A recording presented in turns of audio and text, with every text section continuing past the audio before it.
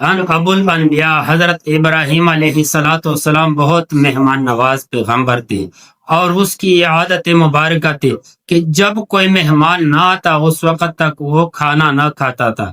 جب مہمان آ جائے تو پھر مہمان کے ساتھ بیٹھ کے کھانا کھاتے تھے۔ ایک دفعہ ایک روایت کے مطابق انتظار میں بیٹھا بیٹھا صبح سے نکلا ہے، دوپہر کا ٹائم ہو گیا، ظہر کا ٹائم ہو گیا، ایک بندہ آیا۔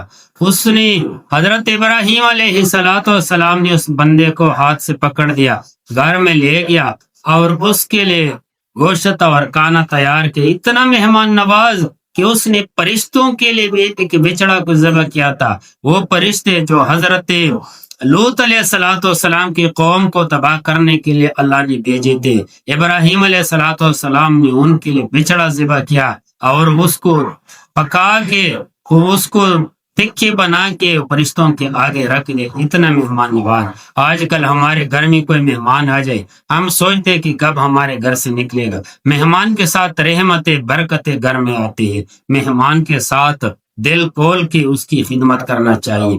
تو حضرت ابراہیم علیہ السلام نے جب کھانا تیار کیا اور اس مہمان کے ساتھ بیٹھ گیا اور اس مہمان کے ساتھ کھانا کھانے لگا، حضرت ابراہیم علیہ السلام نے عرض کیا کہ اللہ تعالیٰ آج میرا مہمان جو ہے اس کی کیا حیثیت ہے، یہ کس طرح بندہ ہے، نیک بندہ ہے یا برا بندہ ہے۔ یاد رکھنا، جب تیرے گھر کی کمائی، جب تیرے گھر کا کھانا نیک بندے کھاتے ہیں تو سمجھے کہ آپ کو نیک بندہ ہے، تیرے کھانا حلال کا ہے، اللہ تم سے راضی ہے۔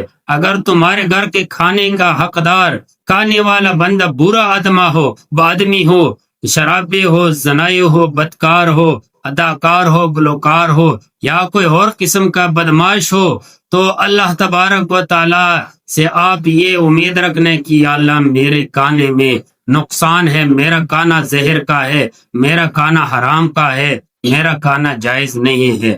تو حلال کھانا اور حلال کھانے کی پہچان ہی ہے کہ نیک لوگ تیرے دسترخوان پہ کھانا کھائے گا۔ تو حضرت ابراہیم علیہ السلام نے عرض کیا کہ یا رب کریم، یہ کھانا جو میرے ساتھ کھا رہا ہے یہ کس قسم کا بندہ ہے؟ اللہ کریم نے فرمایا کہ یہ تو میرا دشمن ہے، یہ کافر ہے، اور یہ میرے ذات کو، رب کو ماننے والا نہیں ہے، نبی کو ماننے والا نہیں ہے، یہ مشرک ہے۔ تو حضرت ابراہیم علیہ السلام کو بہت دکھ ہو گیا کہ میرے کھانے پہ آج مشرک حاضر ہے، آج میرا کھانا جو ہے نا یہ ایک مشرک کی قسمت میں ہے۔ تو وہ بہت پریشان ہو گیا۔ اللہ کریم نے فرمایا ابراہیم کس بات پہ پریشان ہو؟ ابراہیم علیہ السلام نے فرمایا یا اللہ میں اس بات پہ پریشان ہوں کہ میرے کھانے کے لیے جو بندہ آیا ہے یہ تیرا دشمن ہے، یہ میرا دشمن ہے، تیرا دشمن ہے، یہ کافر ہے، یہ مسلمان نہیں ہے، ماننے والا نہیں ہے۔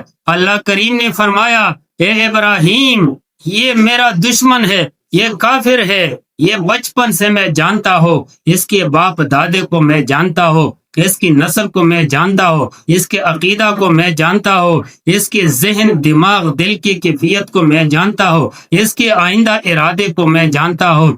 اس کے ارادے گندے ہیں، شرک کے ہیں، کفر کے ہیں، لیکن اے ابراہیم اس بندے کو میں کئی سالوں سے کھلاتا ہو، آج میں نے تیرے دربار پہ تیرا مہمان بنایا، تو نے نہیں کھلایا۔